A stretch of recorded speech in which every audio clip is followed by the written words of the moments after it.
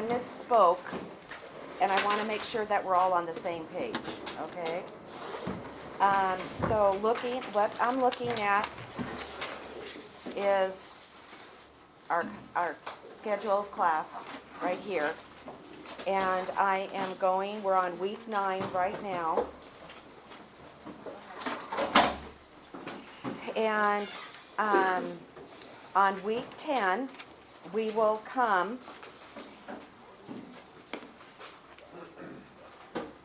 and that Monday, we are going to have the midterm. Okay, so Monday, October 17th is going to be the midterm. Okay, That's next week, right? that is next week.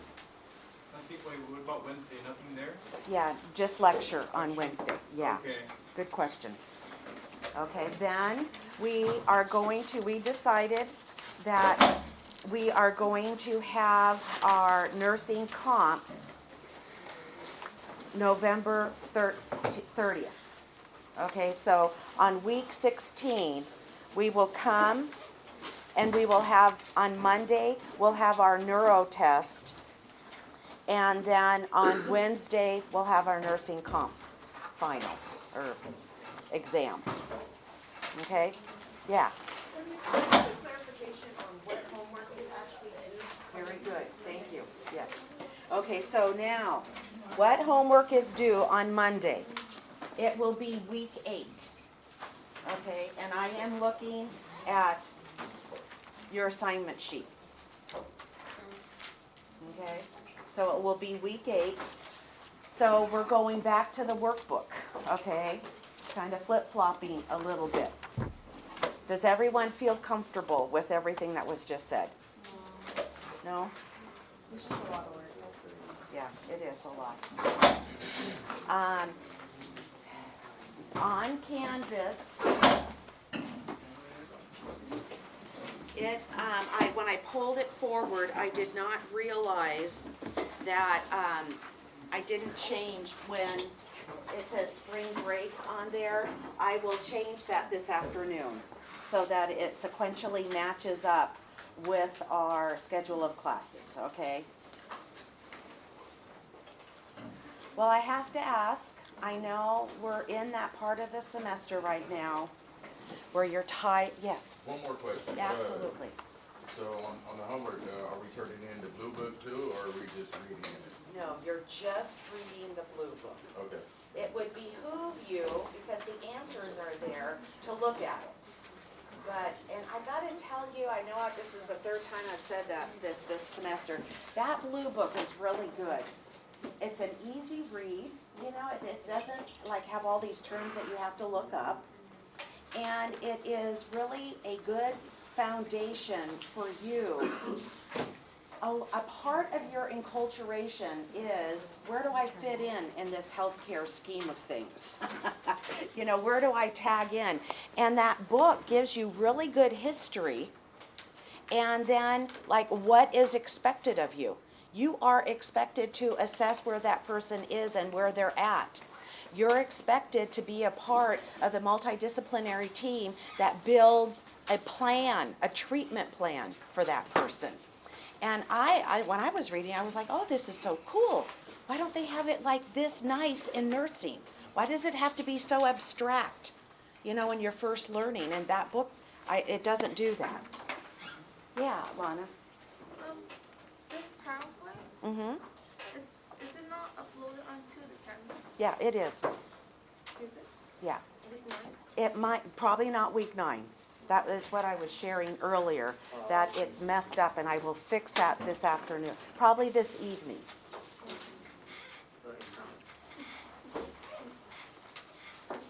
Okay, did you see it? Do you find it? It is labeled Sex, Leisure, Safety Issues. The PDF. Yeah, it might be a PDF. This is unpublished. You can open it.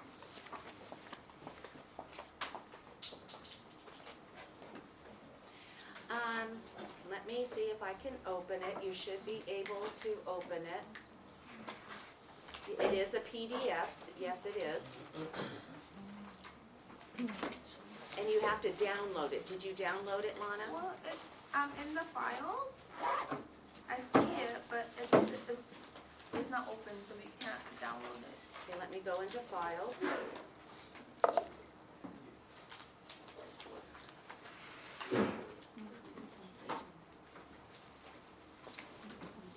It is showing that it is published. But, can I say, relax right now. You're not gonna be tested on this. Oh. Okay, yeah, you're not gonna be tested on this. This was meant to be here so that your energies would have gone towards the midterm and the nursing comp. Okay, so relax. This is kind of a free lecture. What you take in, maybe jot some notes down, but it is, we are all human, obviously, right? Stating the obvious. And we are all a bunch of hormones. And typically, and that is part of maturity and our brain development, at about 25, our hormone levels are what they will be. Okay? And so not only, is the brain kind of, at that point, I don't want to say stop growing because you're never going to stop learning, right? Trust me, you'll never stop learning, okay? But things are pretty much set and ready to go. If you, at a young age, if a person, let's not personalize it, but if a person can master their hormones at a young age, they are going to be set up for success in that their impulse control will be under control of their brain and not their hormones. What was always shared with me as a young girl growing up from my dad, and honestly, my dad was a real philosopher, and that's what I loved about the relationship that I had with my dad. I did not really have a relationship with my dad until after I was 25, okay?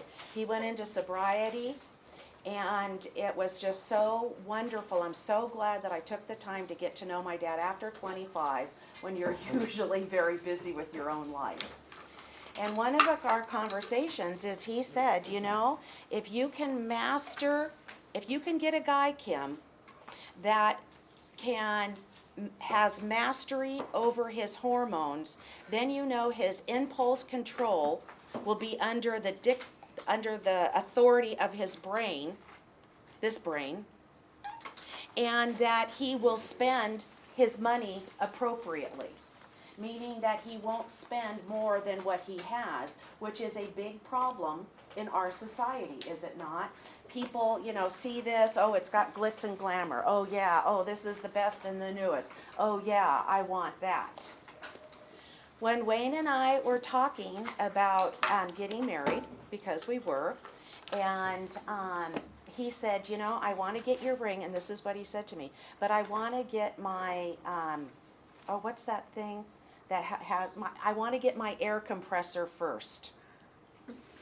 That's what he said to me.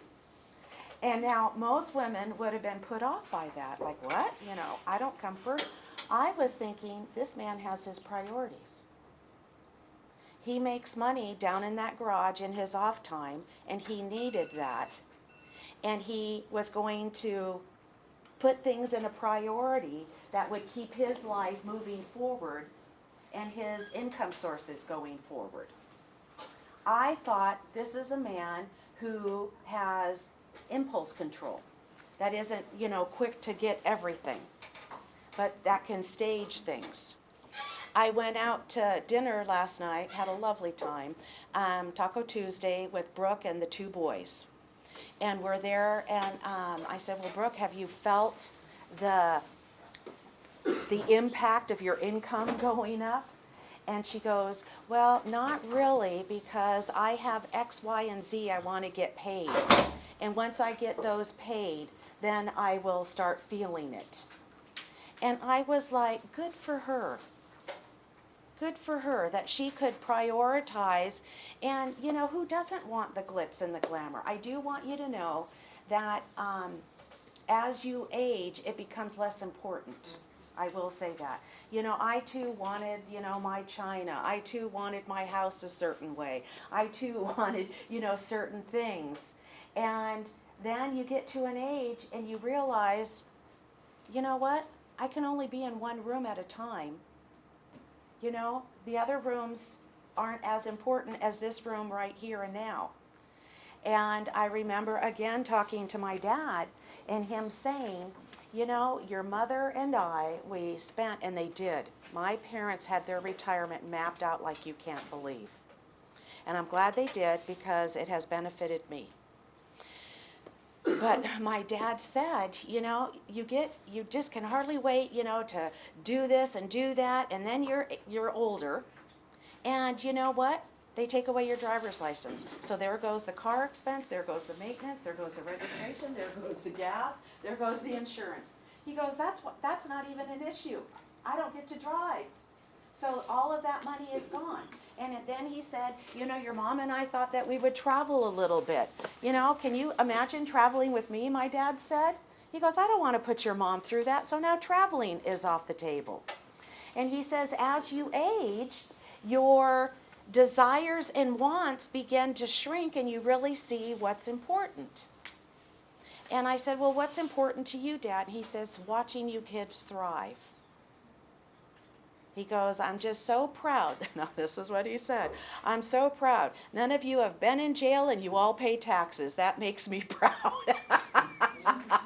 I remember saying, wow, Dad, I'm glad your sights were high. But, you know, he felt proud of that, and it's true. Okay, so why are we having this conversation? We're having this conversation to start talking about sex. Okay, so society out there, you know, makes us believe that we all have to have big boobs, you know, long, you know, big hair and our nails and, you know, all of this for the women. Probably for the guys, you know, it's telling you the fast car, the sunglasses, you know, the look will get you the chicks. Well, you know what? That is not reality, but that's what's fed to us. And because it's fed to us, we kind of buy it a little bit, or at least on the periphery. I remember when I started teaching OB, I said to the class, and everyone laughed. All the students laughed. I said, listen, your breasts are not meant for Hollywood. They are meant to feed that child. And to get that child going and to give that child every bit. Isn't it beautiful that colostrum is the first thing that is expressed from a mother's milk, and it's pure antibiotics, so that when the child goes home to that bacteria-infested house that we all have, that child, and even in the hospital, by the way, but anyways, that child has like this bubble of immunity protecting it. And the mom developed her immunity from living in that home, so it's specific to that bacteria, and now the child has it. And so for the first 2 or 3 days, colostrum is the only thing that is expressed from a mother's breast, and the child's getting that benefit. Is that beautiful? Mm-hmm. We've already talked about that child was half man and half woman. Well, the half that's a woman, she's not going to fight. But you know what? She would fight that kid in uterally if there wasn't a hormone protecting the half man part in her. And so life is set up that if you don't go against the grain, that it is a beautiful life. But we're also restless, myself included, because of our hormones, and it's more susceptible when we're younger. Okay? It is, and I have said this, okay, again, the third time today. I would go back, if you had $1 billion sitting here, and I'm just as money hungry as you guys are, okay? If you had $1 billion sitting here and said, well, you can have this money if you go back to your 20s, I would walk away.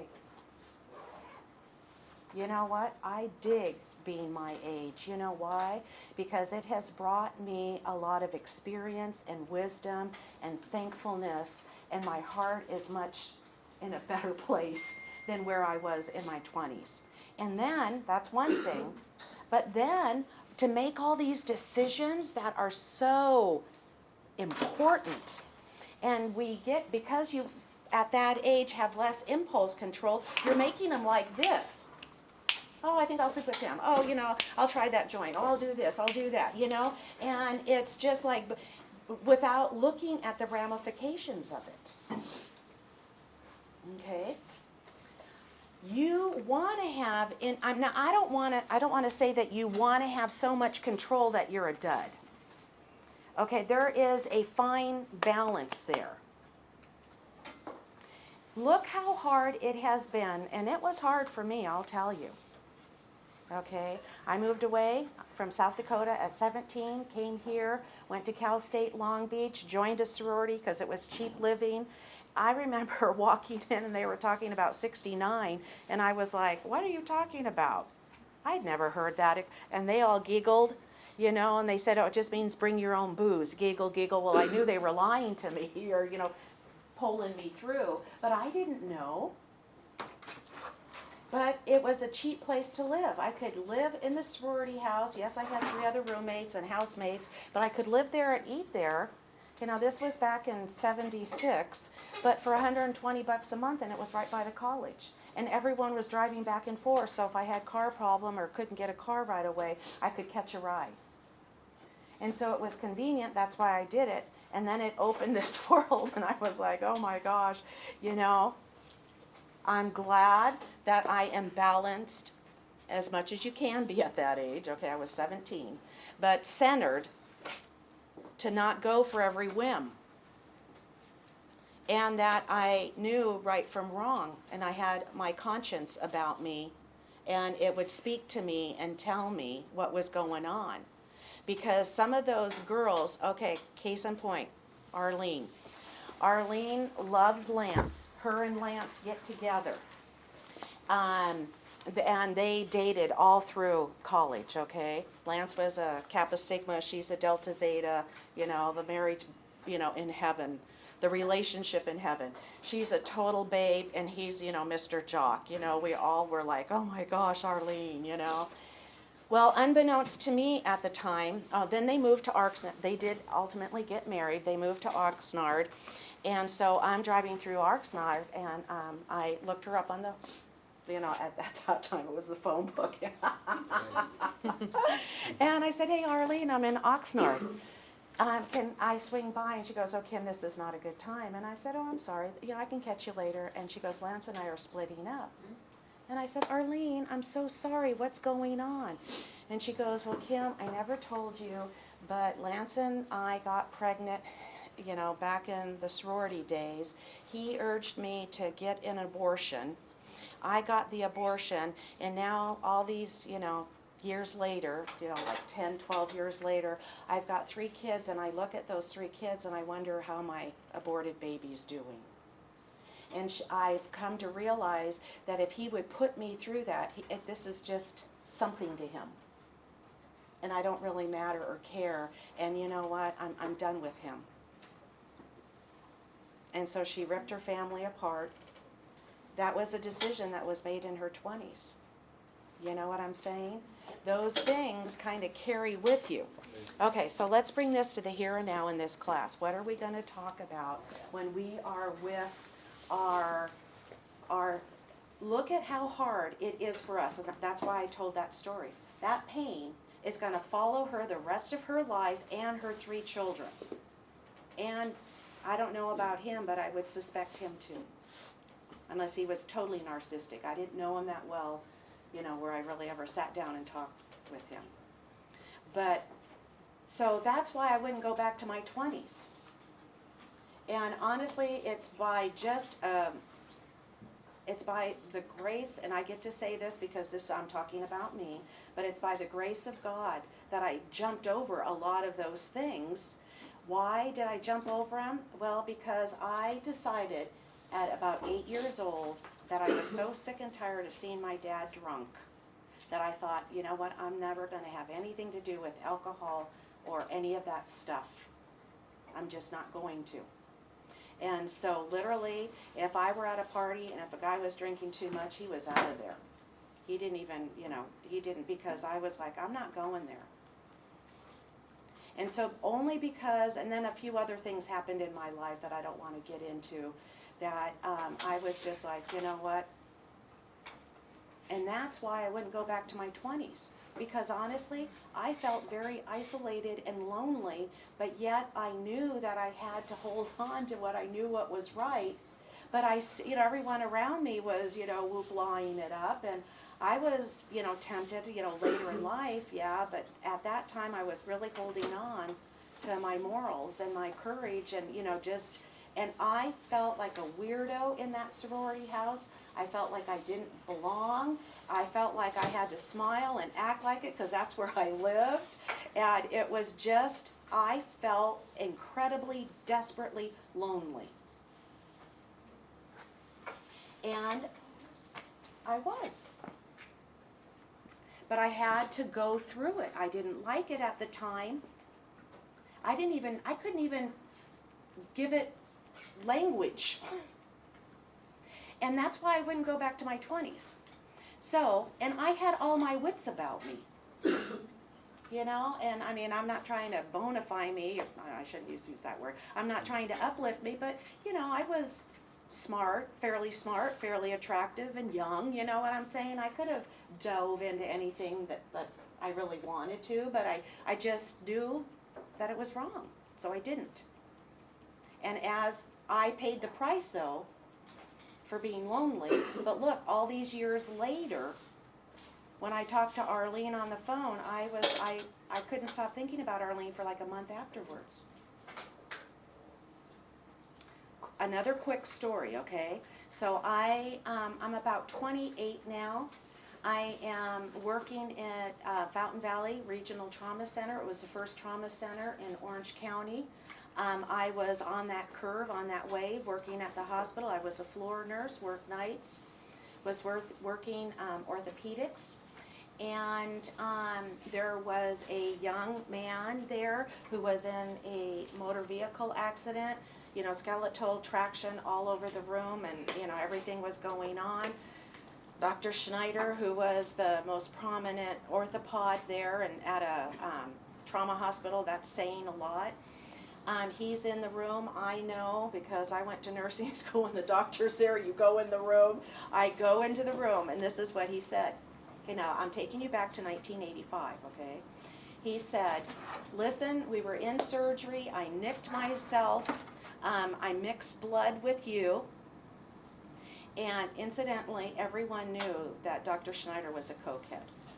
Okay, because he always, walked around, really fast and, never had to ask the question, never listened to the answer, okay? We all knew it, but, we all just kind of dealt with it, I guess. And so I walk into the room and he says, I nicked myself during surgery, I mixed blood with you. And as a result, this thing, AIDS is going around right now. I did a test on you and you came back positive. And at that time, that was a death sentence, okay? And the mom's there. The mom runs out and I'm like, holy moly. No one told me what to do in nursing school about this, What do I do, And I remember just feeling like, I got to do something, but I don't know what it is. And so I followed her out into the lobby, and she said, listen, I grew up in the 60s. Free love was what it was all about, and I played the game, and I really dug not having a husband, but having these kids. I knew that he had his Monday through Friday family. I was his weekend family. I'm a strong woman. I can do it all. I didn't want him around anyways. And my kids grew up without their father. That was my choice, my decision. I thought I could be both. And now my son has AIDS, and I just found out last week that my daughter has herpes. And I'm looking at her going, oh my gosh, I'm so glad I didn't play around. And so that's one thing that I love about our field, okay? We're going to hear people at their worst. And we get to make decisions. Do I want to go there? That's what led them there. Do I want to do, and none of us in this room are stupid, okay? and we can figure out what got them there and why we don't want to be there. Yeah. Wait, so the doctor gave him AIDS? No, that the guy had AIDS. Oh, okay. I thought Now the doctor had to worry about it. Oh. And, but he didn't know that he was in a motor vehicle accident, he's there, gets rushed into surgery, at that time there wasn't. AIDS kind of came on the horizon, like in '81. They knew something was going on, they had somewhat isolated it, somewhat knew what was causing it, but didn't have enough studies on it yet to really bring it to the public. Okay, so anyways, why am I talking about this? Because, you know what? Sex can sting. Okay? Sex can sting if it's not done under the proper terms. And we're going to be dealing with a population here that doesn't understand sting the way we understand it. Okay? And so as a result, we've got to talk to them on their level. They're still going to have those hormones, right? Just because their brain is, maybe at a 5-7-year-old level, their body, and what a bummer that would be, to have your brain at a 5-year-old level and your body is, at a 22-year-old level. You know what I'm saying? That would be really hard. And they're going through that, and so we have to insulate them and protect them, right?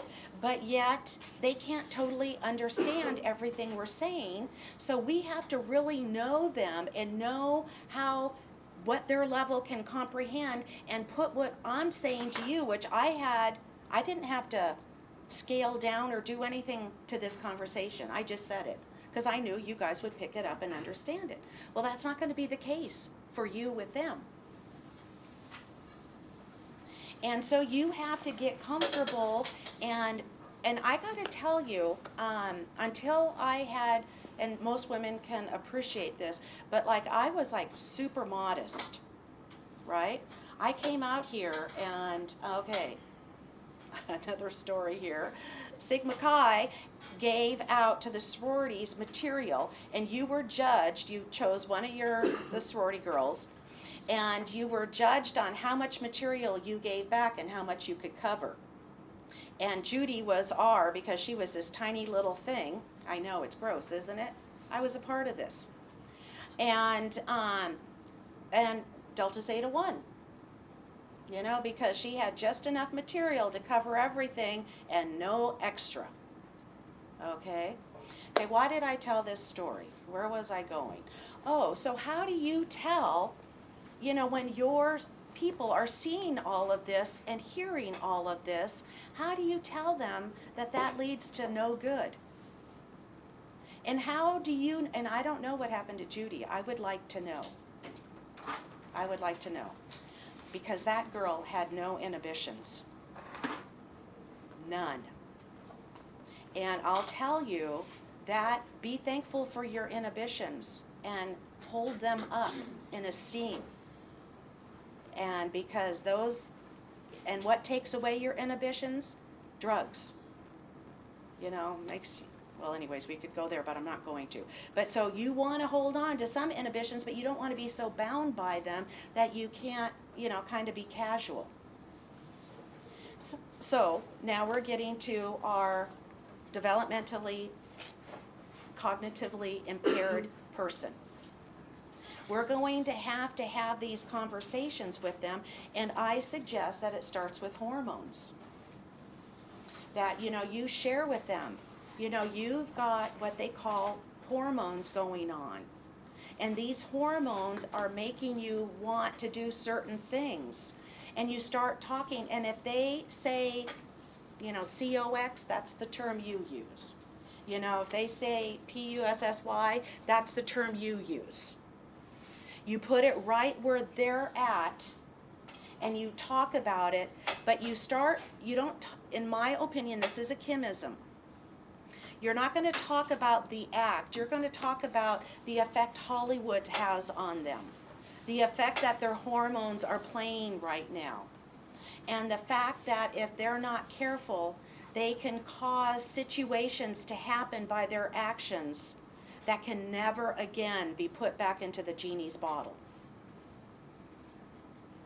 And that is, in my opinion, how you should handle it. If you ever get a chance, Dr. James Dobson is a psychologist, and honestly, I've read every single one of his books at least twice.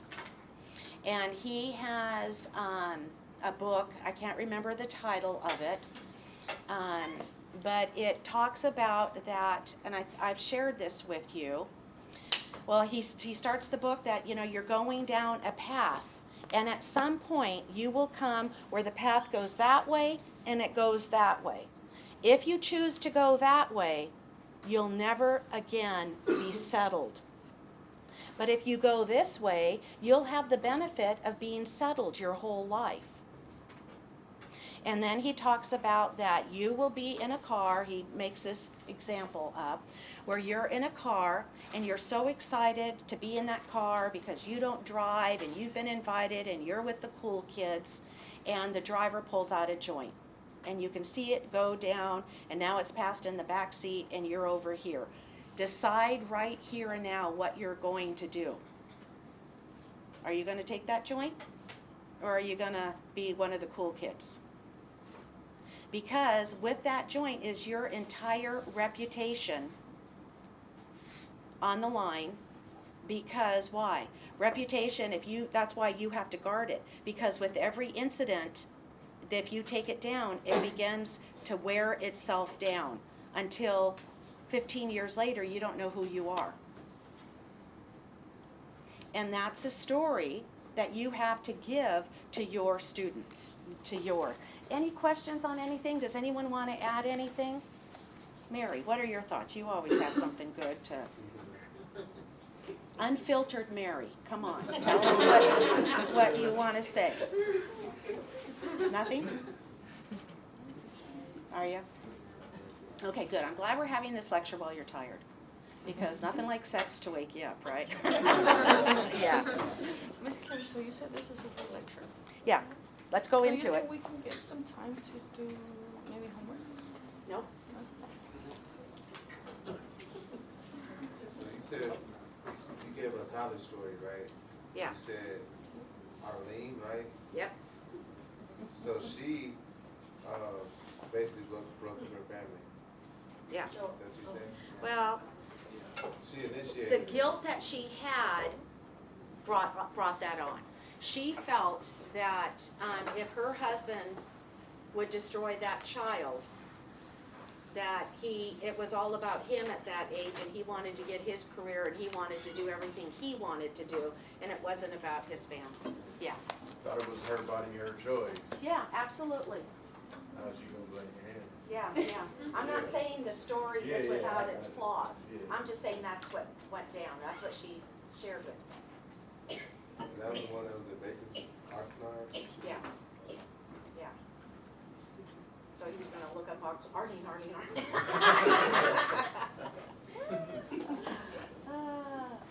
I don't remember Lance's last name right now. Okay, but anyways, okay, so we're gonna go on to this. Okay, thought for the day. Whatever you can do or dream, you can begin it. Boldness has genius, power, and magic in it. I would agree with that. Okay, human sexuality, important part of everyone's, we're all sexual beings, okay? Self-concept is linked to being who we are, that makes sense. And how do I get this so you can see down here? What do I have to do?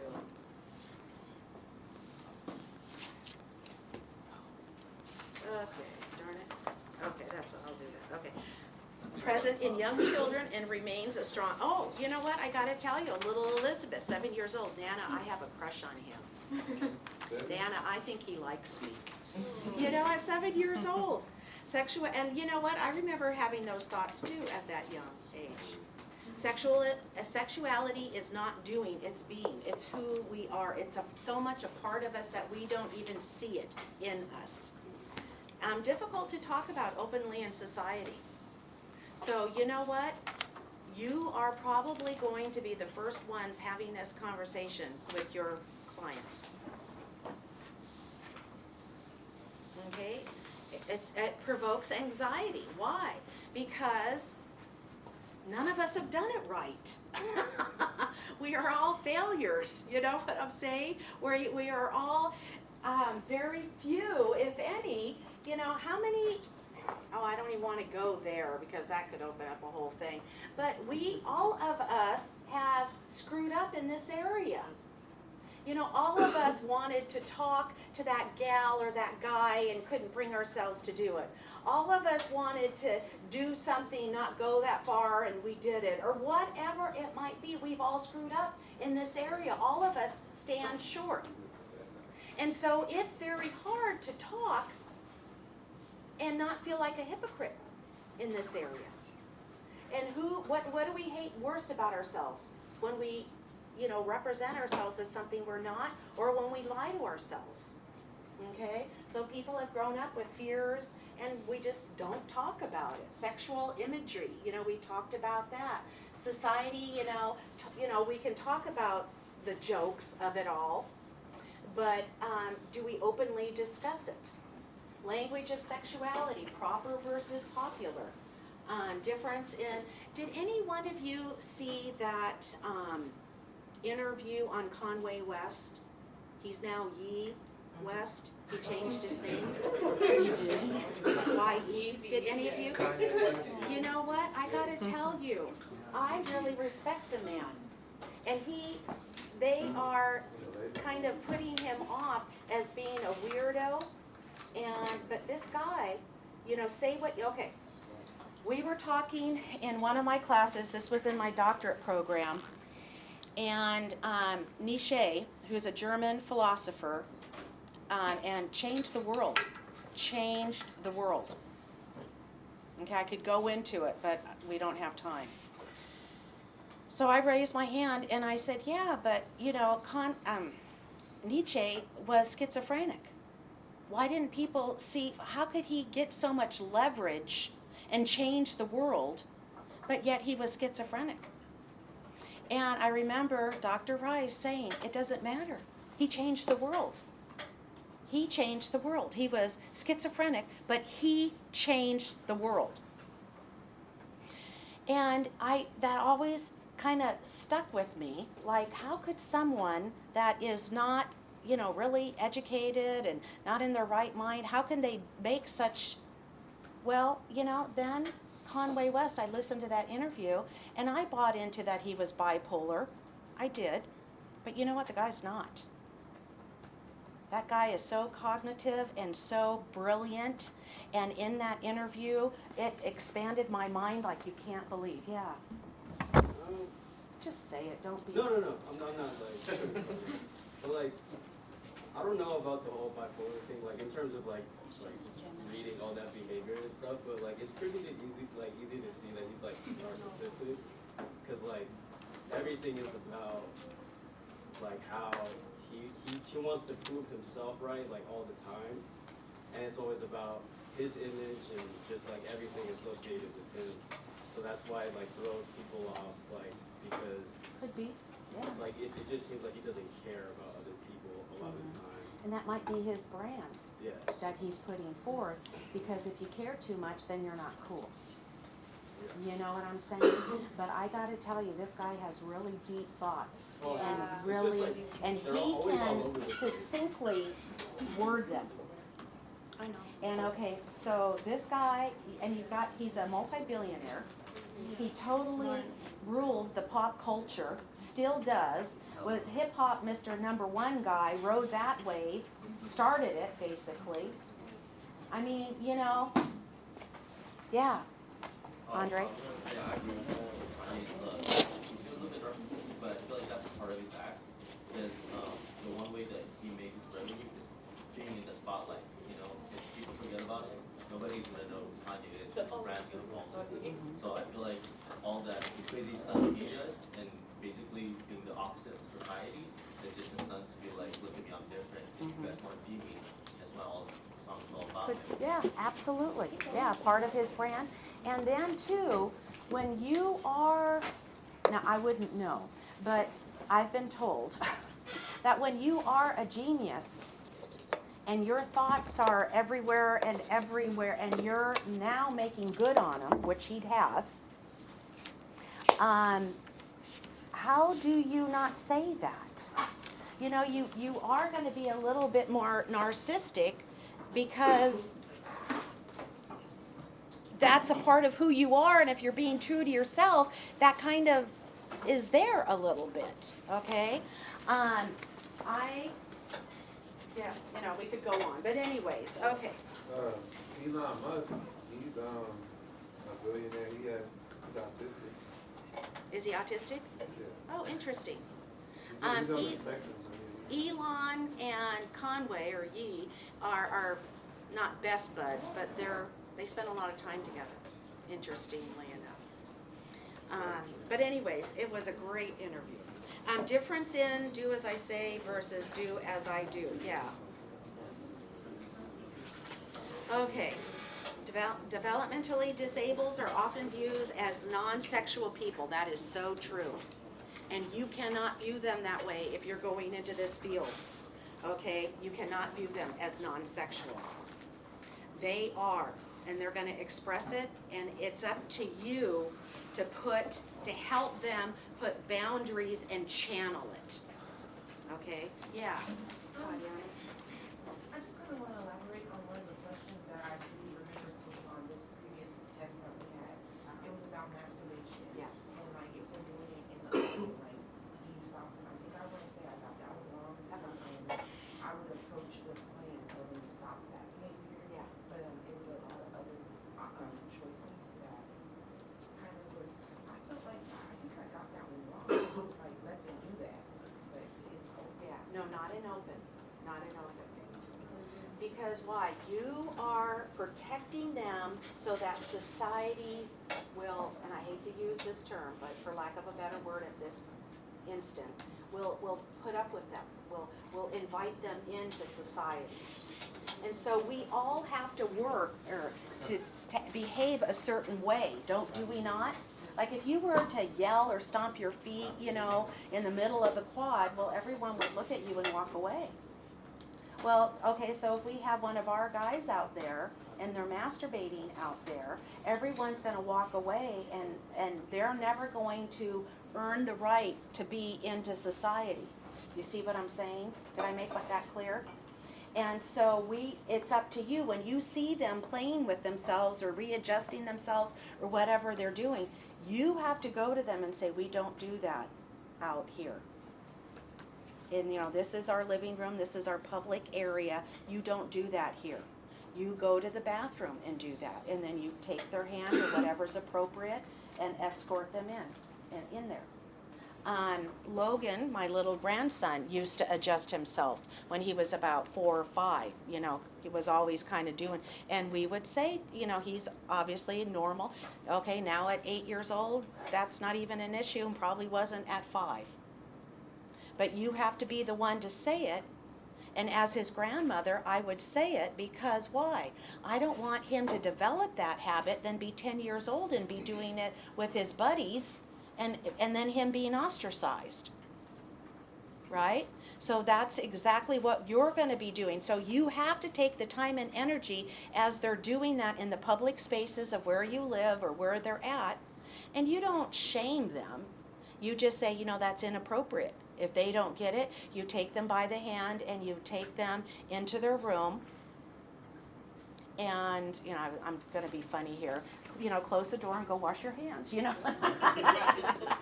But do you see where that's going? Okay. Okay. They are viewed. Okay. Okay.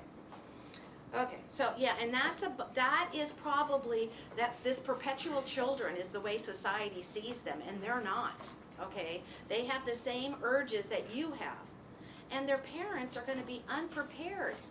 You know, their parents aren't gonna be able to deal with them as growing into this. you know, we already had that conversation when they were on the bed, or, you know, when they were delivering, they wanted a nice, healthy baby like the rest of us. And then when they didn't get it, then that's when they were like, wow, what's going on? Okay? So, parents aren't gonna typically be able to have this conversation with these kids. They're just kind of, you know, trying to figure it out.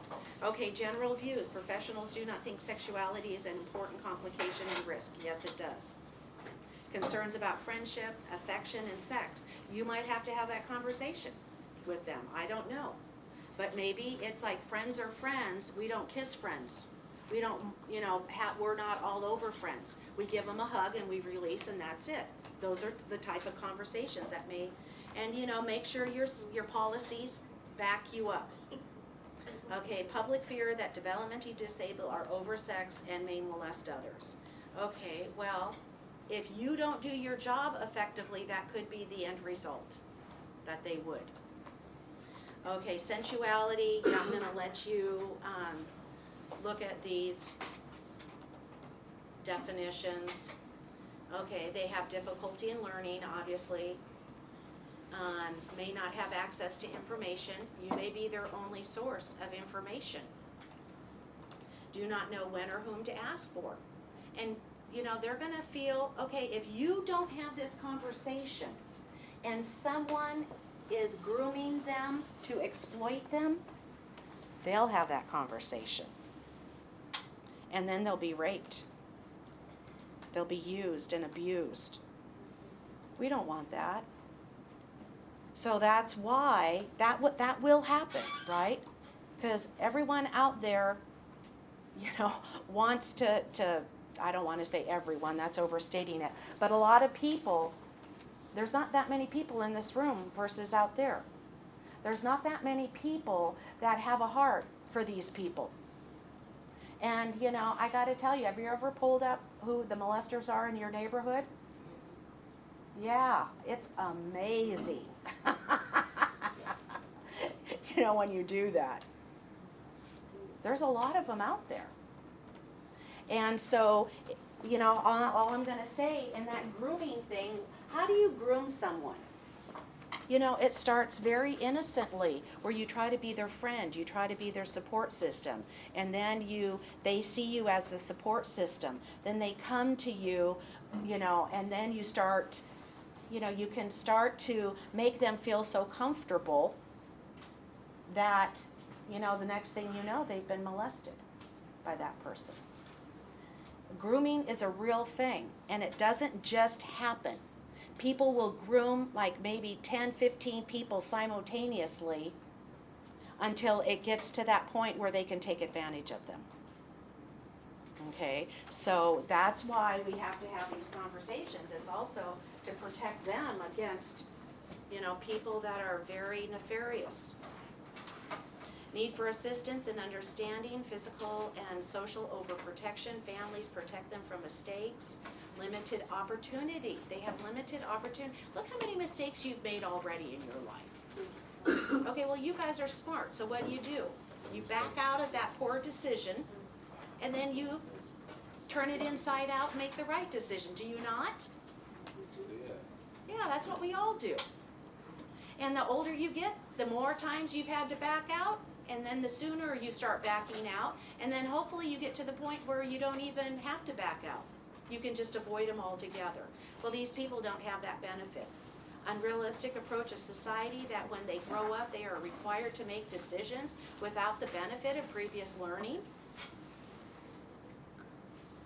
Okay, segregated living, we've talked about this. Yeah, I am totally against gang showering. You know, I know we all did it in junior high and high school. I didn't. I felt like I'm going to be sweaty. I don't care. But they had the massive showers there for us. If we wanted to go shower, we could. Very few people ever did.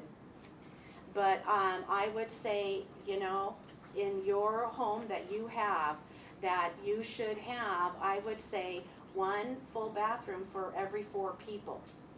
and not over that. And then maybe you have times, you know, for who has the bathroom to shower at what time. Maybe there's a schedule. But it shouldn't be where two people, and we talked about this with you, Chase, you know, Chase, are you with us? You know, his own father. He doesn't want his, you know, and I don't blame you, and I'd be the same way. You don't want your parents walking in on you. You don't want anyone walking in on you, right?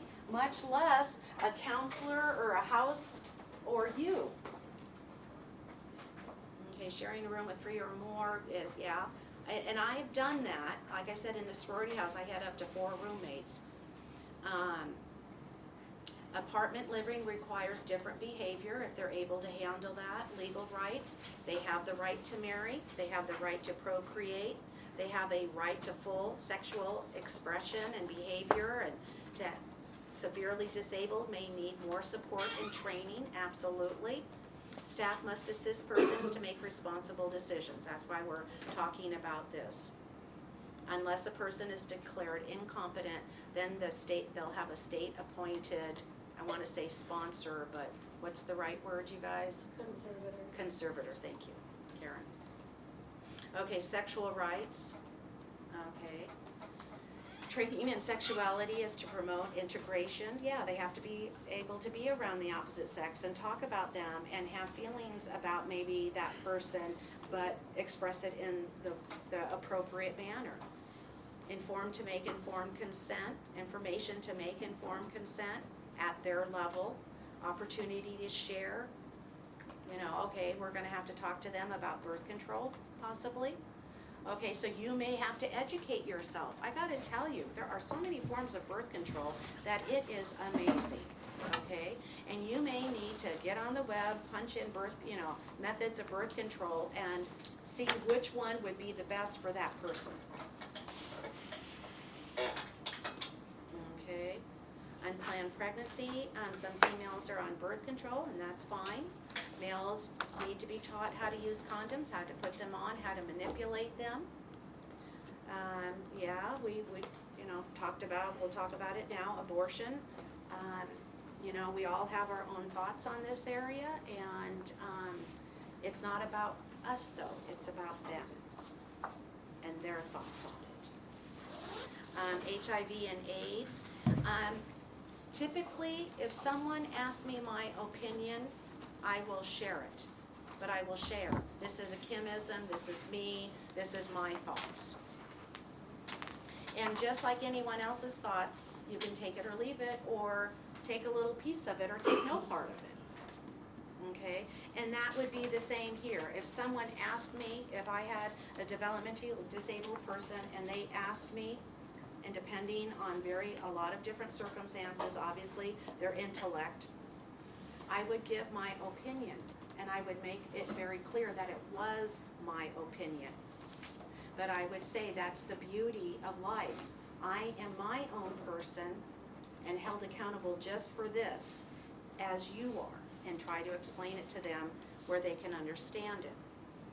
Teach value of monogamy and devotion.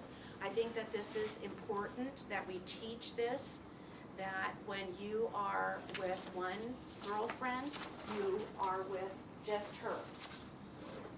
They may not get that, they may want to be a player. How hard it is to be a player. When a person's a player, someone always gets hurt. And hopefully it's the player, but it's not always the player. And we want to teach them to be more monogamous so that they don't get hurt. Okay? And you can openly discuss that with them. Condom sizes. Advertising for condoms. You know, you may need to go with them and buy the condom. Show them where they are in the store. You know, the different types.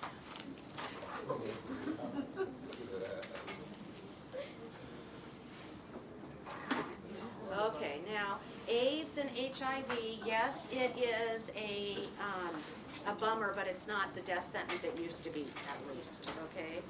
But it is found in all bodily, I don't want to say all because you might think saliva, But, blood, semen, vaginal, and breast milk. Modes of transmission, the biggest mode is unprotected sex and IV needles, okay, as is hepatitis C with IV needles. Transfusions, not so much anymore. Mother to fetus, yes, but it's usually taken care of. The bummer about HIV, if the mother has HIV and has an in utero baby, it really doesn't show in the child until they're about 18 months, if they're positive or negative. Handling, yes, we all definitely want to handle, and we have to really, probably the best thing we can do for ourselves and our clientele that is in this population is hand washing. If you're doing a group home and you're not washing your hands at least 2-3 times an hour, then you're doing something wrong. Okay. Okay, so here's the transmission risk rates. You can look at those. Okay, activities that do not transmit. Okay, well this is kind of knowledge now, but at one time it was like, oh, can I sit on a toilet? Will I get AIDS from a toilet? You know, then silver plasticware came out like crazy, you know, as it did with Corona. In the sealed packages, and if you went into a fast food place and they said, oh, here's a fork, did you use a fork? No, of course you didn't. If you did, you went into the bathroom and washed it, right? Okay, so, but anyways, this is how it is not. Education in human sexuality, not need necessary information to make responsible decisions, absolutely. Staff, you're gonna be conveying this. You're gonna be talking to them about it. And how do they learn? They learn from you and how you handle yourself when you're in the convenience store and someone of the opposite sex bumps into you, or when you exchange money. Those little things that we don't even think about, they're watching. Okay, provisions of information about sexual, make sure you know the policy of the place that you're working at, okay? Ongoing learning about, absolutely. Tied to identity and self-concept, yeah, absolutely. Develop and foster positive sexual attitude.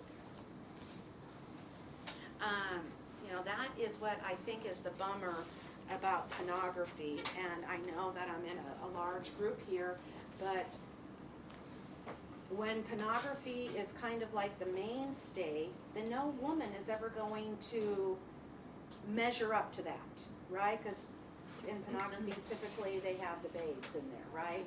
Or at least the ones that can look like babes by Hollywood doing its artistry on it.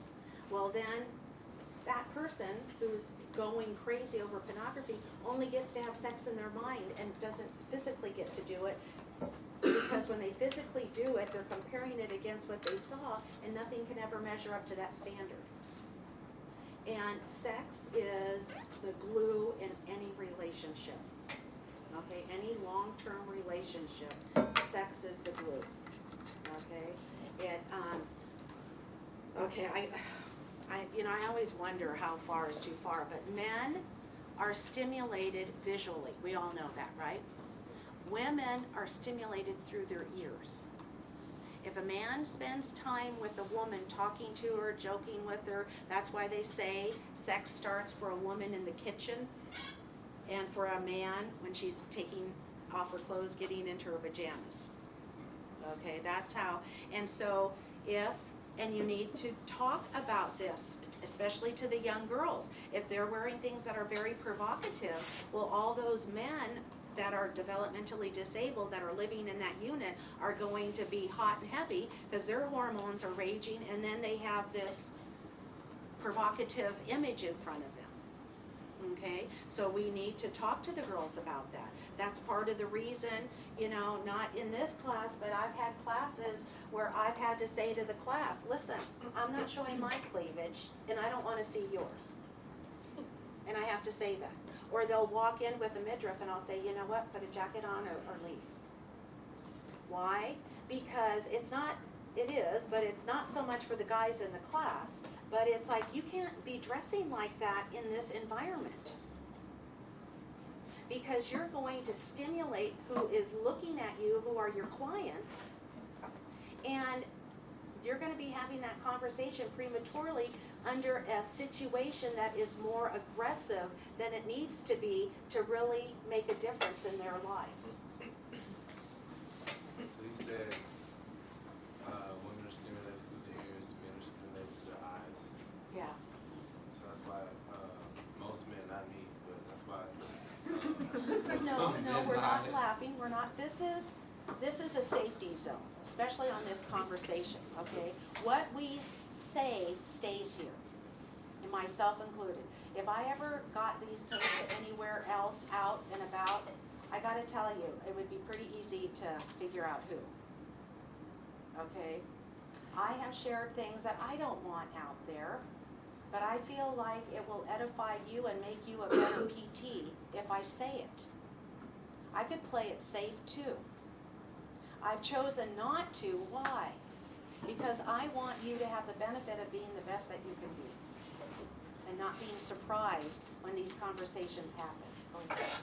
I know for our clients, but I was just gonna say, generally, like I said, not me, but usually men lie and women wear makeup because the stimulation is different. Yeah, absolutely. Turn on by different things. Yeah, we are turned on by different things, absolutely. And that's not a bad thing, you know what I'm saying? Sometimes, okay, typically, I come to school, I don't wear a lot of makeup, as you can see, but typically at home, I wear no makeup. You know, but you know, when I wanna get the fire going in Wayne, I'll put makeup on. You know, I'll kinda do what I need to do. You know what I'm saying? Because we all know what it is. We're all sexual, you know? We're all there. And, you know, and it helps, you know, if a guy knows that if he helps his wife in the kitchen or kind of listens to her a little bit more attentively, she's going to be more receptive. Okay, inappropriate behavior and sexual offenses, number 7. These are things that you will be talking about to your clients. And here we have, you know, marriage, the proposal. You know, and what does marriage safeguard? It safeguards that you're not going to spend the rest of your, or a majority of your life alone. None of us want to be isolated and lonely. None of us, you know, we all want to share, do we not? That's one reason to get married. What was that? Do you want to say? I mean, that is one reason to get married, so you don't die alone. Yeah, you know, yeah, it is. I'll be the first to say it. You know, going through my 20s, like I shared with you, I felt very lonely, just incredibly lonely. And I didn't even know that I was feeling that way. I just thought I was a weirdo. And then after, I got older and understood and things started being divulged to me, I was like, oh, okay. Yeah. I don't know, it's Say it's it. kind of weird. No, I'm gonna say it, I don't have a problem with it. But then again, it's like, people say you don't want to die lonely, but then when you have a house full of people, I long for a long time. I want to be alone sometimes. Like, that's the thing. Absolutely. So, There is a balance. I don't know which one Yeah, which yeah. one was worse. Absolutely. I think the one that's worse is being constantly alone. At least when you have a family and there's chaos, you get that occasional, and I get it, especially with you, dad, work, school, son, all these demands on you. But I will tell you, those demands are going to decrease when you're about 55. I couldn't wait for the grandkids to come over last night. Couldn't wait. I was like, oh, I want to get this done, so I can be with them. And we had a beautiful, beautiful time. The kids were playing at the dinner table and, just kind of doing and I just had so much joy in my heart. And I would have been one of those just sitting there, and I love Wayne to death, but there's only so much you can talk about. You know what I'm saying? There's only so much energy that you have that you wanna put that out there. You know, but I was 100% entertained on watching Logan eat 5,000 chips, putting the sauce on it like crazy and putting them in his mouth and getting that shit-eating grin on his face, you know what I'm saying? I just thought, and then little Wyatt, you know, he's running here, running there, running around the table, you know, and his mom's trying to feed him, and I mean, it was cool. It was a lot of fun. Okay, but I would definitely say, you know, alone or in a group, depending. Oh, impromptu. I do want to say impromptu means where you can spontaneously put yourself in that position and talk.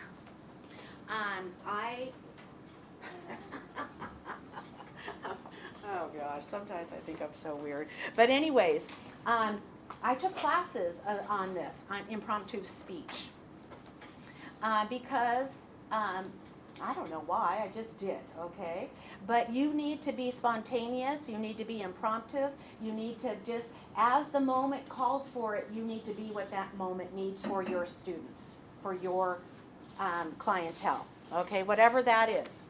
And you need to be able to pull yourself from being Mr. Rowdy, Mr. Cool Guy, to Mr. Sensitive. You know, Mrs., you know, all about me to all about you. You know, in a heartbeat. Okay, you cannot, your job, you cannot isolate yourself in your job. You have to put yourself out there and be a little bit vulnerable for them to reciprocate with you. Have you already noticed that? Just kidding. Yeah, we can take a break. It is 8:06. How about if we come back at 8:15? Is that cool?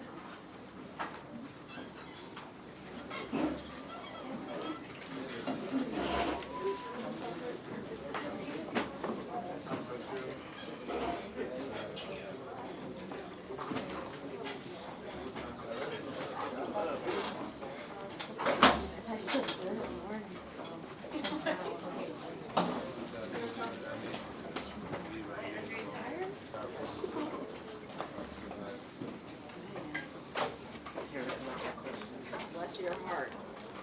Yeah, who's the other person that's being late? Okay, you guys drive together? He's gonna reschedule it. Oh my gosh, you guys, it's 8:15. I'm sorry, I know. Yay. We were I said good. Israel.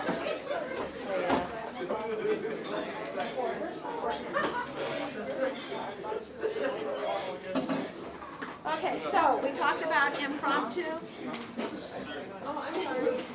Okay, so here, okay, what will you teach? You can look these up. Okay, impromptu teaching, okay? We've already talked about this, okay?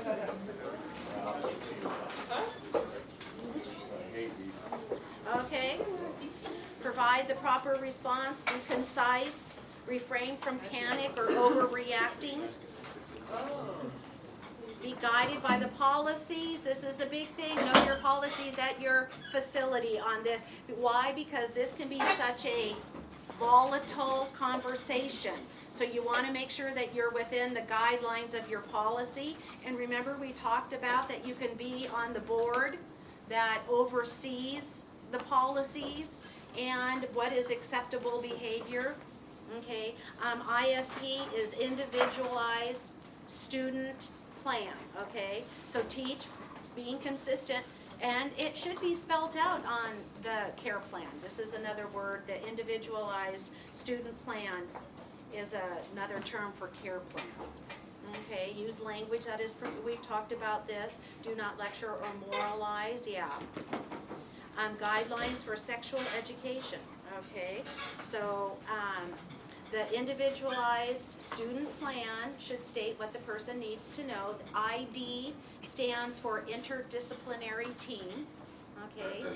You may need to take this information to them and see as a group consensus, what needs to be taught. Sexual awareness and information will not necessarily, okay, and this is like something that sometimes people think, that if you talk about sex, then you open up the gate for it. That is not necessarily the case. It could be with certain people. You're always gonna have your outliers, but when people are curious, they just want their basic questions answered.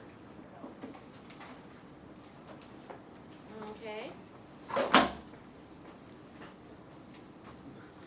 Here we have the goals of it, assist people to develop a positive attitude. That's what we're really shooting for.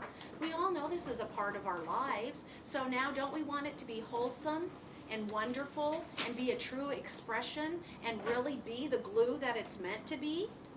Or do we want to have it, Hollywood? Okay, I don't agree with role playing, maybe acting, I don't know. You might pretend like I'm a girl and you're coming up to me. Well, I am a girl, but anyways, you might be make small talk with me. We're gonna learn how to approach the opposite sex.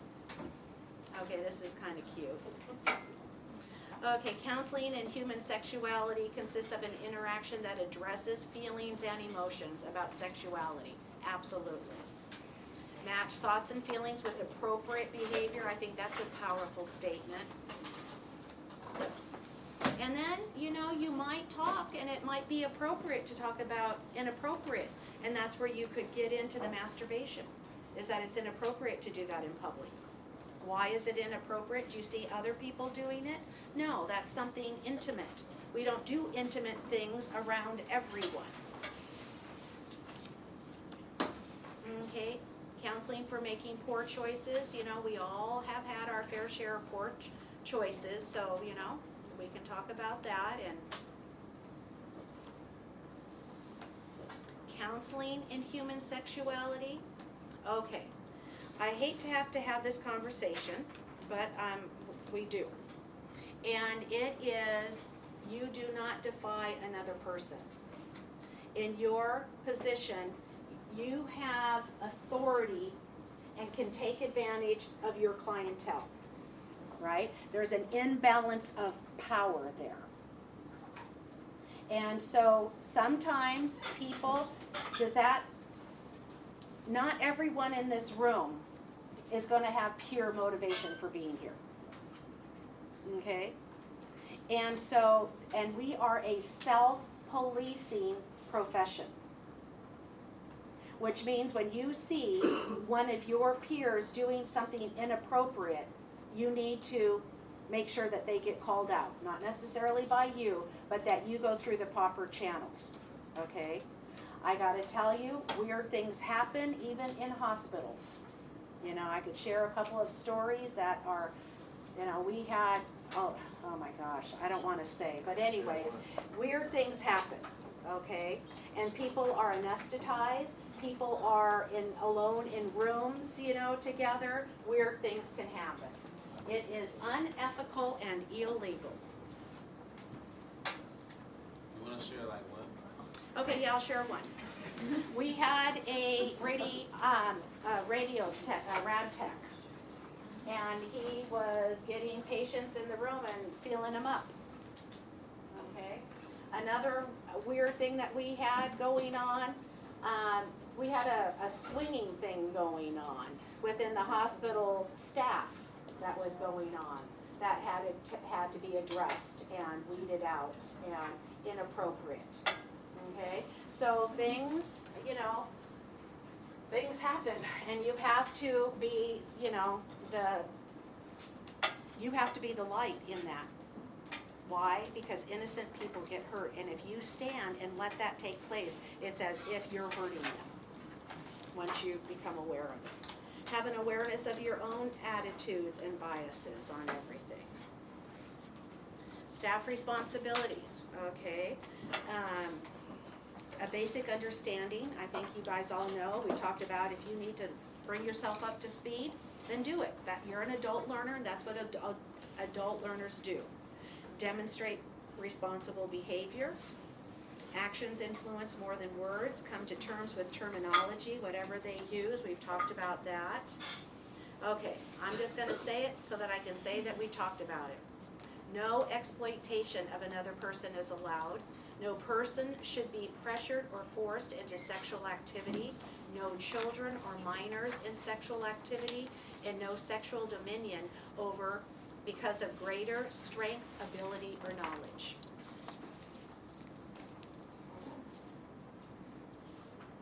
Okay. Leisure is a large part of our lives, is it not? I know not of yours right now. There's always a time though, right?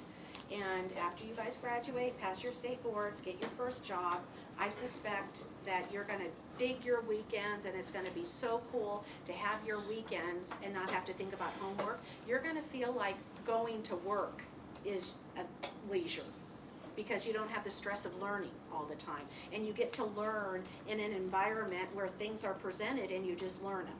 It's wonderful not to have to worry about homework, right? Okay. A healthy, harmonious life should consist of, you guys all know this, learning, working, and leisure. That balances the world of work and learning.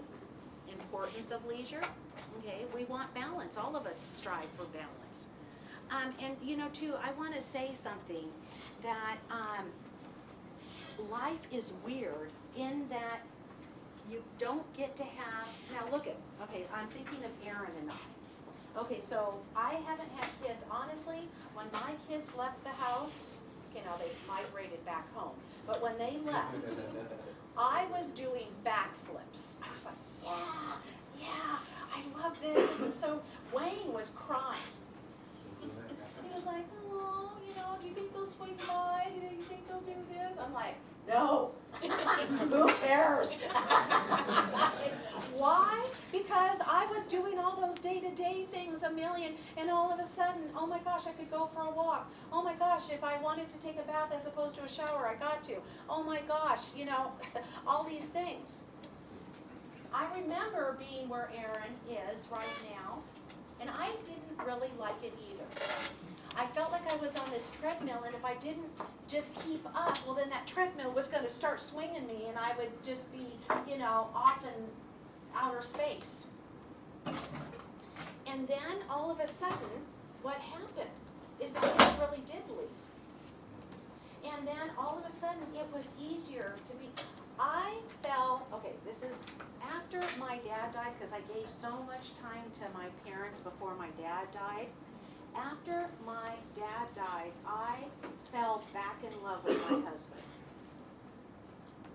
There was a time where it was just kind of like, I'm so glad you're committed to me, I'm committed to you, but, and we couldn't even say that, we couldn't articulate those words, because we were both so busy. You know, Wayne, you know, worked 10 hours a day, his job, every other Friday he got off. On those Fridays, he was, you know, out wrenching on cars, doing this, doing that. I was in school with 3 kids, you know, going to work, full-time job, and then, you know, it was just like this. And I remember thinking, okay, I know this will slow down, but it feels like this is eternity. Is this all life has? I remember thinking that. Really? This is it? Well, then all of a sudden the kids left. Actually, before they left, my dad died. And it was like, come here, big boy. You know, I was totally digging not having that responsibility of being the sandwich generation, that I could kind of relax a little bit without my dad. And that sounds horrible, but it's true. Okay? And then it was like once the kids left, I was like so like ready to just enjoy life. To me, I'm enjoying life right now. This is, you know, and it's nice to get to go out to dinner to see them now and pick up and leave.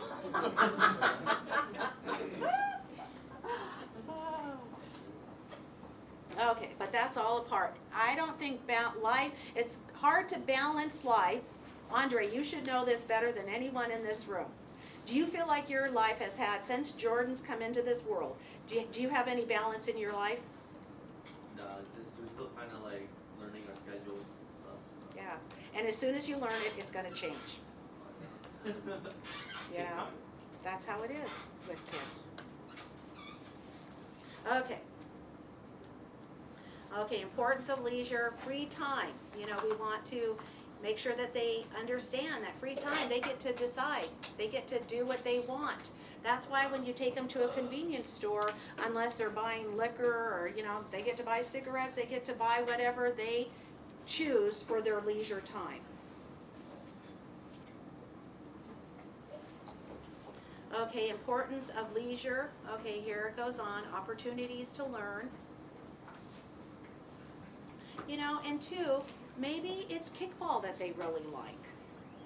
You know, so maybe it's not running to first, second, third, and home. Maybe they just like to kick the ball.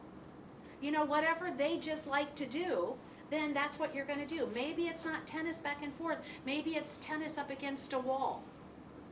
You know, so it's going to be what they, and maybe the rules, maybe we have to kind of like let the rules have some leisure. Yeah.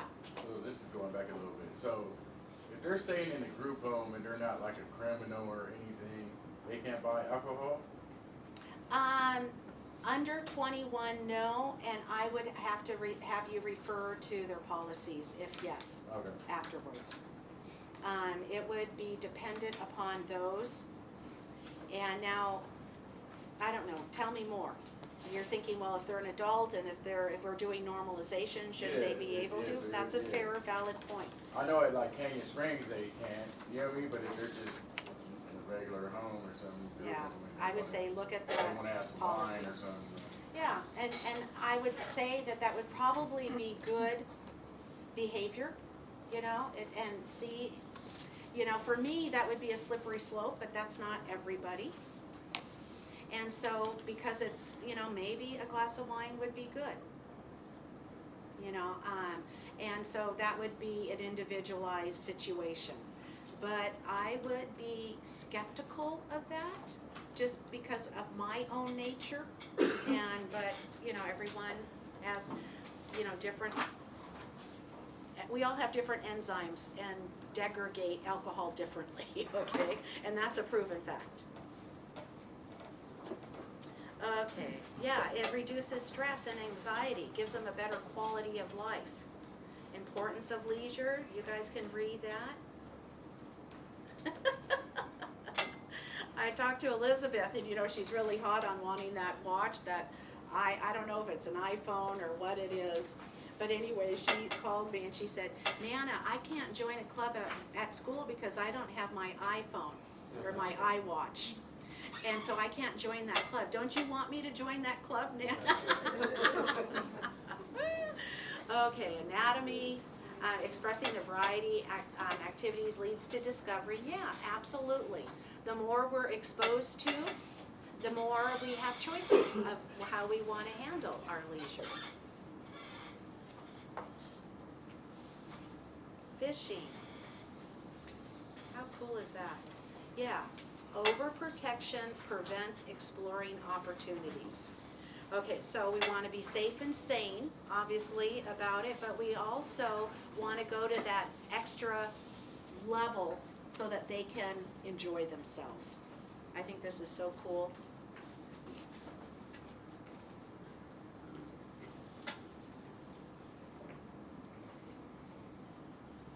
You know, water, you know, you have to be careful with water, obviously.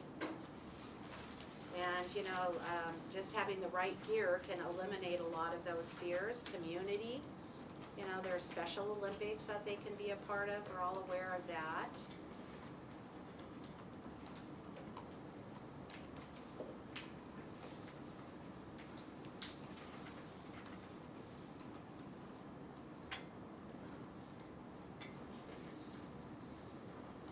Volunteering is another avenue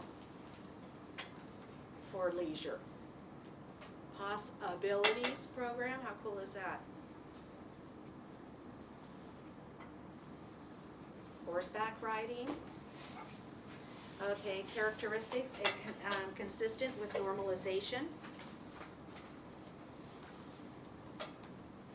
Culturally, we want to do things that are appropriate for them. Should be provided through integrated programs, community-based, based on their own preference, their own personal preference, and then we will want to develop, you will have them and help them develop partnerships with, for their leisure time, right? And hook them in, maybe it's golf, you know, different culture.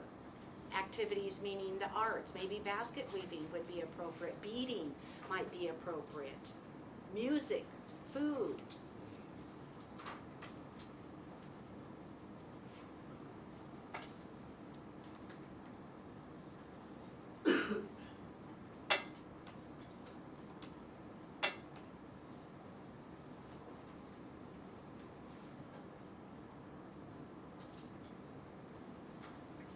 You know, so what's common in all of this? People are smiling, they're enjoying themselves.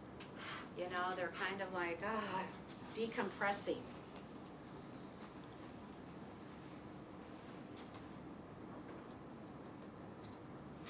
Okay, the interdisciplinary team planning, the process, you're gonna discuss what should be utilized for each individual, because we view people as individuals. The team can assist the client to make realistic choices. You know, make sure that they have the competency that is going to be needed so that they're safe. Okay, and by that, we may need to have adaptation. We may need to lessen the rules. We may need to have specialized equipment for them. Okay, so, you know, we may need to reduce the distance. We may need to lower the hoop. We have a little basketball play, you know, the little tiny ball, and we put it on the back of one of our doors. So, you know, Logan, even though he's a tall 8-year-old, you know, he can reach it. He can do layups. He can, you know, spike it. You know, he did, Nana, watch this, you know, and he'll, you know, do different things, and it's, you know, it keeps him entertained. Bowling. Look at that, is that cool?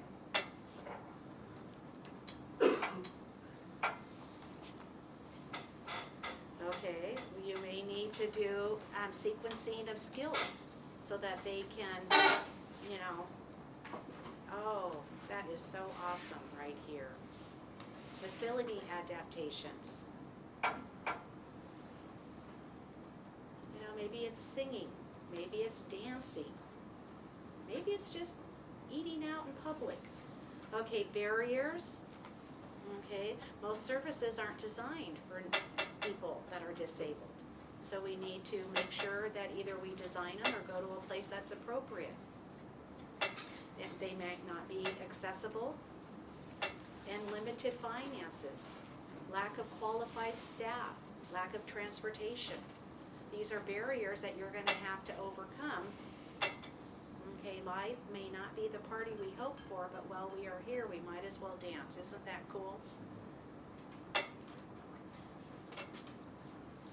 A thought to live by: work like you don't need the money, love like you've never been hurt, dance like no one's watching. Is that not cool? We've all been stung, we've all been hurt, okay? That is a part of living. And we're all going to feel the heaviness that that brings, and that's not a bad thing. Why? Because it helps us to relate to people. You know, it may not be the same sting that they're going through, but we'll have our own sting. And that sting will it will give us more humanness, more ability to reach out to others.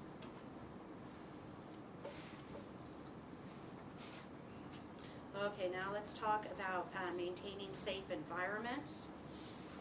And where are we, you guys? We're pretty far along. Okay, people with DD must be given the dignity of risk and the chance to learn. Staff should let them learn from small mistakes, not dangerous situations. More accidents occur in the residential environment than in any other place. Do you know that most car accidents happen within 3 miles of your home? Okay, so look at here, more accidents occur in the residential environment. So we should take advantage of those learning opportunities. Hopefully they're small, so that when they're in another environment and larger, that they can navigate them. Staff are responsible to maintain, absolutely. We are all responsible to maintain a safe environment and make sure that the people that are under our care are safe. That's one of our main thrusts. Okay, 85% caused by unsafe behavior. Okay, so when people are having that woohoo, kind of carefree thing, that's when you should be more suspicious of accidents happening. Okay, so they can have that joy, that liberty, that inner, but you've got to be the one that is watching for everything that could be going on. 15% caused by unsafe environment, improper use of equipment and machinery, ungrounded electrical appliances. You should be the one that if it doesn't have a ground, that you pick up that lamp or speaker or whatever it is, and you're the one that goes and pulls that, segregates that piece of equipment out, not allowing it to be used. Okay? Protective equipment, follow safety for safe, maintain clean, orderly living. Okay, this is a big one. Wipe up spills promptly. If you see something on the ground, you need to be the one that either wipes it up or makes sure that there's follow through, that it's wiped up. Know your physical limitations. Do not do what you cannot do. Okay, I gotta tell you, this is something that we all need to do also. You guys are at an age where you're beginning to realize that you're not invincible. In your early, that's another bad thing about the 20s. I felt like I could be superwoman all the time, and that it was fine if I only got 2-3 hours of sleep, and look at me, I can do this, and no, it's not true. You buy into it, but it's not true. But anyway, so now you're about at the age where you feel like, you know what, you're not really as invincible. Add another 40 years to that. I was telling Jacob, one of the large reasons why we are selling the cabin, yes, we want to get something that's more adaptable now that our grandchildren are older. I've never had a boat. I would like to get a boat and, teach the kids how to water ski. I don't know how to do it, but, I'm willing to, I won't try. Why? Because I know if I break a hip at this age, that it is going to, if people after 60, when they break a hip, it causes a further demise to them. Okay? I know it looks like I'm remembering everything, and I know it doesn't. I'm just being funny. But I know that. Okay, so I'm practicing safe behavior, but I want to tell you, our cabin that we have, cute little place, we've had it, since 2001. My husband, has a size 14 shoe, and the steps in the cabin are small. And one day he slipped on them. And he didn't hurt himself, although he was, kind of not really bruised, but felt stiff. But it was like, what are we doing? And I said, yeah, every time I come down those stairs, I have to make sure I've got the grab bar. Normally I just, and then something else happened. Jacob, what did I tell you that happened? What was the second thing that happened? That Wayne fell down the stairs and what? I don't remember either. What's that? I'm sorry, Mike. Bleeding. Oh, thank you. Oh, how could I forget that? I don't want to share all of that. But anyways, well, I kind of have to now that I opened it up. I hate this when this happens. Okay, so he slipped down the stairs, and then we've always worked on the cabin. And now, because we want to sell it, we've accelerated that. And, I don't feel comfortable saying what I'm about to say, so I'm not going to say it. But anyways, so we've been working like crazy, and Wayne was like, I can't do this anymore. And then I was like, yeah, I'm feeling it too. And so, you know what? It's time for us, as fun as this cabin has been, it's time for us to release it and give it to another 30-year-old that can have 30 years of fun in it, and take and go with it. We now need something level and flat. We now need someone where they'll shovel the snow for us, okay, if we want to go during the winter. And so you've got to be smart. Okay, so why did I say all of that? Because you want to know your own physical limitations. If you are 60 years old and still doing this job and can't run anymore, then guess what? You sit and cheer the kids on, or you teach them how to do it while you're walking and then let them run, okay? You need to respect yourself enough to understand your limitations and work within the boundaries that you've been given. Okay, anything else I want to say this? Develop safe habits of performing, develop, okay. First aid, absolutely, you guys all need to know how to deliver first aid. And you should all have your CPR. You should all know how to handle a choking victim. And if you're in a pool situation, how to handle a drowning. And this is really good. Post a list of emergency numbers next to the phone. Things that are realistic, that may happen. You hope that they never do, but that they may happen. But you want the phone number readily accessible. Okay, fire. Okay, no gasoline hanging around the house. Check all the cords, all the appliances. Don't use extension cords. Don't, have 10 things plugged into one outlet. Avoid kerosene heaters and burners. Properly store any of that type of stuff individually. Like you don't want to have, probably these are empty containers. I'm hoping. But the one that is full, you want to have that like 20 feet away from everything else. Okay, I'm talking from not experience. We've never had anything burn, but we definitely have our fair share of gas around the house. Electrical safety. Oh, look at this. Isn't that just waiting to happen? Fire extinguishers. Okay, you want to make sure that they can extinguish everything. Electrical, water, and gas. Not gas, well, gas too, but I'm talking like cooking oil. Okay, have a plan already developed.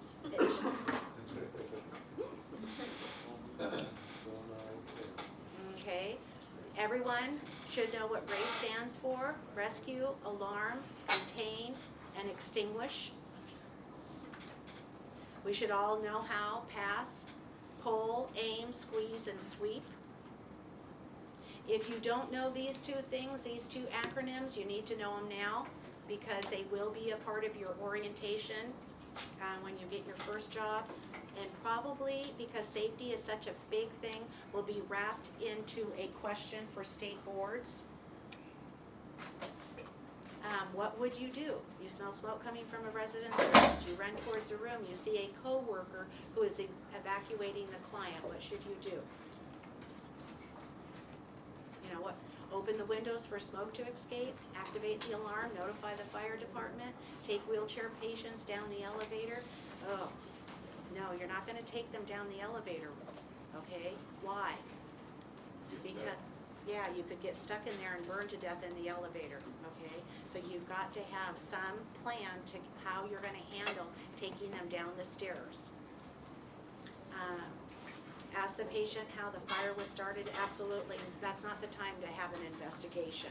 Okay, so you are going to activate the alarm, okay? You want to get as much help in there as quickly as possible.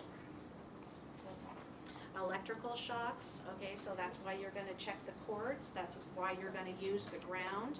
You never, we all know electricity and water does not mix. Turn off the source of electricity if something happens. Use non-conductor. You wanna make sure that all of your electrical outlets that are around a source of water have a trip on it so that it shuts down everything. Poisons, oh my gosh. Look at this, 66 deaths from meds, aspirin, barbiturates, sleeping pills, and tranquilizers.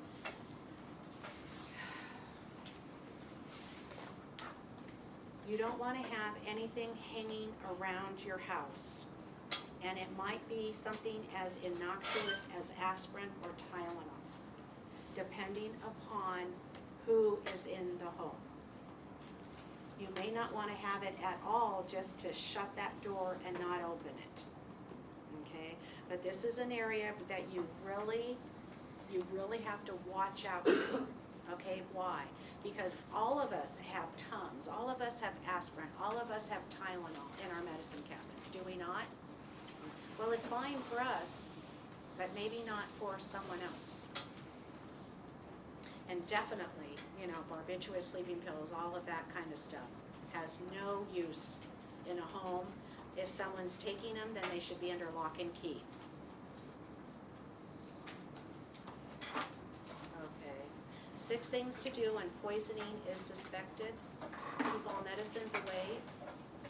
Never store poisons in unmarked containers. Have the Poison Control Center number by your phone. EpiCat. You should have EpiCat if you're having a group home. Okay, now, EpiCat is an antiemetic. We talked about it when we were talking about. But if it burns going down and you give them EpiCat, it will burn their esophagus the second time coming up. So you have to only use EpiCat for things that are non-volatile. Okay, check for breathing, obviously, obstruction. Okay, what is the recovery position? What do they mean by that? You don't want someone on their stomach, okay, because their diaphragm doesn't have as much room for excursion. You want them on their back with their head to the side so that if they throw up, that they won't re-swallow it. Okay, if you have suction equipment there, you want to utilize that. Falls are real, okay? We should all have, you know, yeah, do not use sticks. A lot of times, what will we do? Oh, I'll put this right here on the stair, and when I go up, I'll pick it up and take it up. In a home, we don't want to do that. Lighting, we want to make sure they're well lit. We want to make sure that they have a grab bar. Safety at home. Keep the kitchen neat and orderly. If you need to have the knives, you don't want to have knives out on a counter if you do have them at all. Okay? Okay, we've talked about all of this. We didn't say, you know, hair dryer, razor, radio, you know, should not be utilized in the bathroom. Yeah, do not drink alcohol. Why would you say that? Because alcohol is a barbiturate. And a barbiturate is a downer. And it would be easy to get intoxicated and slip under the water and not even realize it.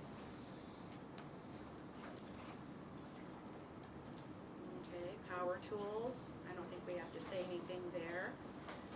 Chemicals, noises, anything that you, okay, dust, ear safety.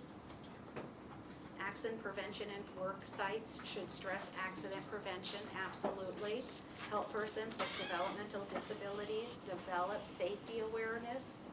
You know, that means what, if you're gonna teach them how to hammer or do woodwork, well, you make sure that they have goggles on. You make sure that you go through the training with nails. No nails on the ground if they should happen to fall, that you pick them up right away. And that you say, oh, there's a nail, stop, let's pick it up. Why? Because you don't want them to step on it. You're gonna kind of embellish your reaction to it so that they get more of a mental image.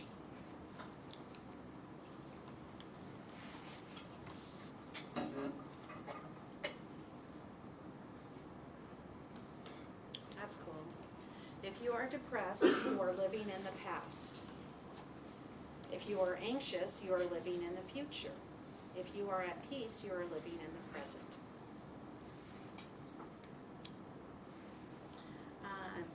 Remember, you don't stop laughing because you grow old. You grow old because you stop laughing. If you find a job that you love, you will never have to work a day in your life. I've heard that if there's only 10% of your job that you don't like, consider yourself lucky and keep the job. You know, 10% is easy to tolerate. I have chosen to be happy because it is good for my health. Voltaire is the guy that did a lot of writing on democracy and that our Constitution is based on. Him and John Locke. Niagara Falls, how beautiful. Has anyone seen this house in San Francisco? I haven't. It's still up. Looks like it should be in Italy, doesn't it? Okay. Okay, you guys, any questions or thoughts on this? No testing on this? This is, you know, a big subject because it will come up. Any thoughts? Okay, so at the beginning of this class, we went over the schedule. Okay, does everyone feel comfortable with that? Have any questions on week 8 is due next week? Canvas is a little befuddled right now, so I'll take care of that. Yeah, Denise? What was that? No study guide. Just in the workbook. And then you're not turning in anything from your reading, okay? You're just doing the reading, yeah. Do you have any extra nursing topics you want to study guys? Yeah, in my office I do. If you want to walk with me over there, I'll give you one. Okay? Okay, if you need me, give me a call for the midterm if you know, or it's a ways of, well, no, it's next week, excuse me. I went over that already. I'm not going to do that again. Okay. Okay, you guys, have a nice week, and I'll see you later.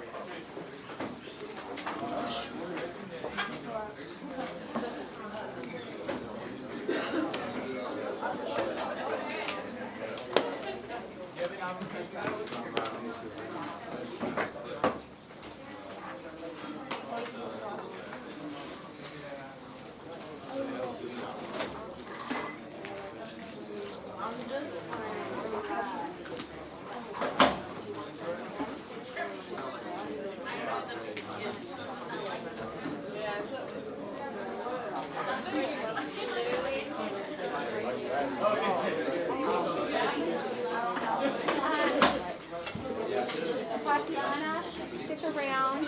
Who? Denise, stick around. If anyone would like some extra help in dosage calculation, I'm going to do that right now. Okay?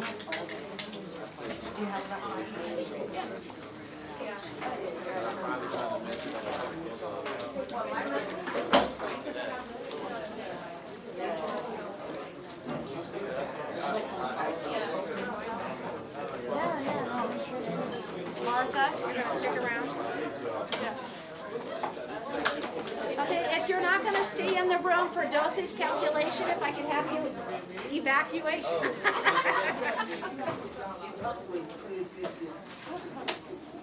Are you going to the office right now?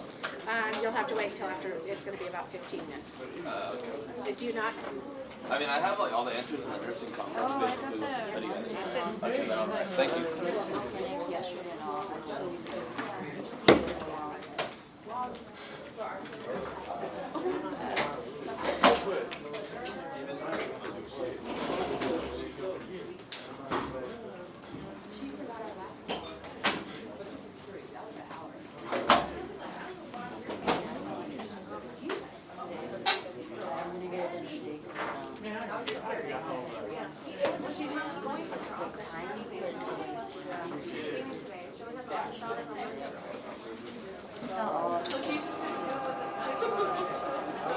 Pat, can I borrow one of your markers and then I'll give it to you instead?